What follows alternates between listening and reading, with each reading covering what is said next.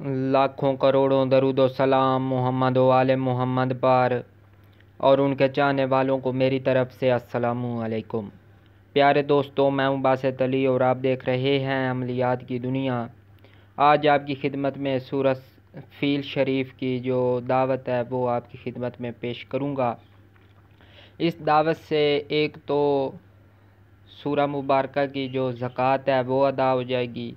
इसके अलावा इसके जो खादिम हैं, चाहे वो जिन्नात में से हों या मोकलात में से हों, वो आमिल के पास ज़ाहिर होते हैं, हाजिर होते हैं और हाजत रवी करते हैं।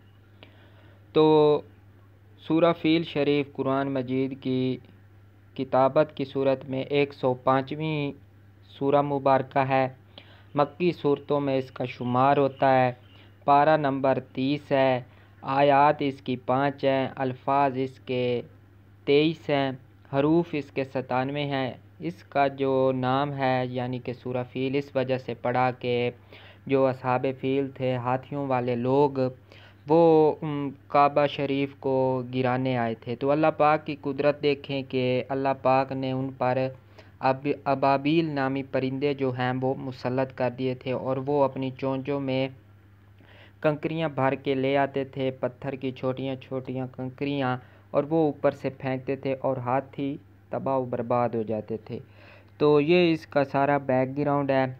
तो इस सूरह शरीफ छोटी सी सूरह शरीफ है और बहुत बाबरकत और अमलियात की दुनिया में इसकी बहुत अहमियत है।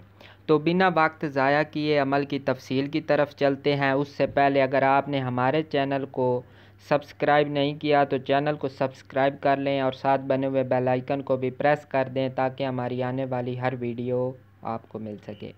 दोस्तों, आज मैं आपको हमारे चैनल की वीडियोस देख के ये अंदाज़ा हो चुका होगा कि आम लोग ऐसे अमाल लोगों की खिदमत में पेश नहीं करते, क्योंकि हमारा मकसद ही आप तक नायाब अमाल और मुकम्मल जो हैं अमल आपकी खिदमत में पेश करना है।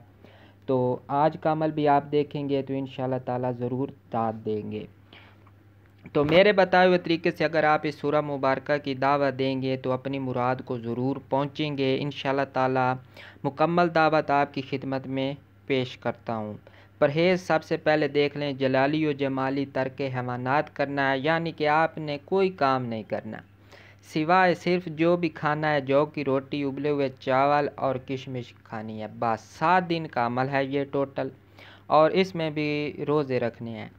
तो इसके अलावा आपने गैर ज़रूरी बाल नहीं मूंडने, सर पे तेल नहीं लगाना, कोई घी वाली चीज़ नहीं खानी, गैर महरम को नहीं देखना, क्योंकि ये अमल एतकाफ़ की सूरत में होगा, खिलवत की सूरत में होगा। तो आपने मिलना जुलना तो वैसे भी किसी से है नहीं।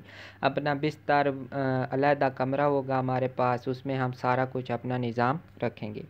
आपने एतकाफ़ की हालत में रहना है, मिलना जुलना बंद, गैर ज़रूरी कमरे या हुजरे से निकलना बंद है। खाली कमरा हो, ये नहीं कि बिल्कुल खाली हो, आप कोई अगर चीज़ नहीं उठा सकते तो वो बेशक पड़ी रहे, लेकिन अपने सामने ना हो कि वो ध्यान खींचती रहे। अक्सर औक़ात ऐसे होता है, ये खाली कमरे का जो एक कॉन्सेप्ट है वो इसलिए है कि जब आमिल अमल पढ़ना शुरू करता है तो बाज़ औक़ात ऐसे होता है कि वो चीज़ हिलना शुरू हो जाती है, या वो उड़कर हवा में उड़कर आपके ऊपर आ खड़ी होती है, या हिसार के बाहर खड़ी हो जाती है। तो ऐसे लगता है कि वो आमिल के ऊपर गिर जाएगी, या वो कमरे में दौड़ती हुई नज़र आती है। तो इसलिए आमिलीन ने ये इसका हल निकाला है कि कमरा बिल्कुल खाली हो, उसमें कोई भी चीज़ नहीं हो सिवाय आमिल के मुसल्ला और बिछोने का जो सारा निज़ाम है जिस पे सोना है, वो बस आमिल का ही इंतज़ाम हो, बस और कुछ ना हो। तो ये इसका मेन कॉन्सेप्ट है और कोई ज़रूरी बात इसमें नहीं है। मुसल्ला अमल के लिए अलहदा कपड़े, अमल के लिए मैं कई बार बता चुका हूँ कि अमल के दौरान आपने जो कपड़े पहनने हैं वो वैसे नहीं पहनने। आपने 24 घंटे वही अमल नहीं कपड़े नहीं पहने रखने, बल्कि अमल के लिए अलहदा कपड़े हों जो कि नए हों, जो आपने पहले कभी इस्तेमाल ना किए हों। ज़रूरी ये होता है अगर आपकी इस्तात नहीं है तो आप कोई से भी पहन सकते हैं, अमल के लिए मुख्तस रख सकते हैं। पाक साफ़ हों, धुले हुए होने चाहिए, और अगर आमिल को कपड़े धोने भी पड़े तो अपने कपड़े खुद धोएं। इसके साथ बुखूर है, औद और अगरबत्ती, साथ हम लुबान का बुखूर जलाएंगे। अगरबत्ती को हम 4 5 6 7 8 अगरबत्तियों को एक प्याले में रेत डालें, उसमें अगरबत्तियाँ लगा दें और उनको इकट्ठा ही जला दें। साथ हमारे पास एक प्याला या कोई बुखूरदान अगर है तो बहुत ही अच्छा है, अगर कोई भी नहीं है तो आप मिट्टी सा एक प्याला बना लें बड़ा सा, उसमें कोयले दहका लें और उस पे ही बुखूर डालते जाएं। बुखूर का मैं आज आपको एक नया तरीका बताता हूँ कि आपने औद ले लेनी है और साथ लुबान ले लेना है। आपने इनको एक एक तोला ले लें और उस घर आके इनको अलग-अलग पीस लें और शहद की मदद से इनकी छोटी छोटी गोलियां बना लें। तो जब गोलियां थोड़ी सख्त हो जाएंगी तो आप अमल के लिए इस्तेमाल करें। अगर आप एक गोली डालेंगे, छोटी छोटी गोलियां बना लें चने के बराबर, एक गोली आपका 20 से 25 मिनट आराम से निकाल देगी। तो ये तरीका बहुत ही आसान है, मैं भी ऐसे किया करता था और बड़ा ज़बरदस्त है। एक तो बुखूर का जो ख़र्चा है वो भी कम हो जाता है और आपका बुखूर भी ज़्यादा देर जलता रहता है और आमिल वक्फे वक्फे से डालने की झंझट से भी बचा रहता है। तो ये तरीका बहुत आसान है, आप भी इसको आजमाएं और फ़ायदा उठाएं। और अमल की जो एक तसव्वुर होता है उससे भी आमिल भटका रहता है। जब भी 1 मिनट 2 मिनट 3 मिनट बाद सुफूफ का जो बुखूर देता है तो उसमें आमिल की सारी जो तवज्जो है वो उधर मौजूल हो जाती है। तो आगे है तरीक़ाकार इसका है कि 7 दिन का अमल है, 7 दिन ही रोज़े रखने हैं, यानी कि मुकम्मल हम रोज़े रखेंगे। एतकाफ़ की सूरत में कमरे से गैर ज़रूरी या रफ़ा हाजत के लिए निकलना भी पड़ता है तो उसके लिए कोई मुमानियत नहीं है, आप निकलें लेकिन वापस कमरे में आ जाएं। किसी से बातचीत ना करें, घर वालों से भी बातचीत ना करें, अपने कपड़े बर्तन तमाम चीज़ें अलग रहें, आपके बिस्तर पर कोई ना सोए और उस कमरे में भी कोई ना आए। आपने ऐसे समझे कि किसी दे मत्थे जेड़ा नहीं वो नहीं लगना बस। तो हिसार इसमें लाजमी करें, हिसार बहुत ही ज़रूरी होता है। हिसार वही कारआमद होता है जिसकी आपने ज़कात अदा की हुई होती है, बाकी सब झंझट हैं जो भी है वो वक्ती है। अब मैं आपको एक बात बताता हूँ, आपने ख़ुद फ़ैसला करना है। अगर आप अलहम शरीफ, आयतल कुर्सी, चारों कोल शरीफ, आयत कुता वगैरह मिला के एक मर्तबा वक्ती हिसार कर लेते हैं तो जब आप अमल से उठेंगे, वैसे बैठे होंगे फारिग औकात में, तो आपको कौन महफूज रखेगा? या जो अमल की खुदाम हैं या उस जगह के सारा निज़ाम किताब सराफ़ अमार हैं या बैरूनी जो भी ताकतें हैं, किसी भी वक्त तो हिसार टूटता ही है। ऐसे तो नहीं कि 24 घंटे लगातार हिसार ही रहता है। जब वुज़ू टूट गया या इस तरह का कोई और नींद आ गई, तो इस तरह के जो भी मामलात हैं, तो इसलिए जो बेहतर तरीका है कि जिसमें आमिल का दिल मुतमईन रहे और किसी किस्म की कोई टेंशन ना हो, तमाम तर तवज्जो अमल की तरफ हो, तो इसलिए ज़रूरी है कि आमिल कोई भी ऐसा अमल करे, किसी भी हिसार के अमल की ज़कात अदा ज़रूर करे ताकि दिल मुतमईन हो। जब तक आपका दिल दिमाग मुतमईन नहीं होगा तो आपका कोई भी हिसार कारआमद नहीं होगा, आपको ऐसे ही डर लगा रहेगा।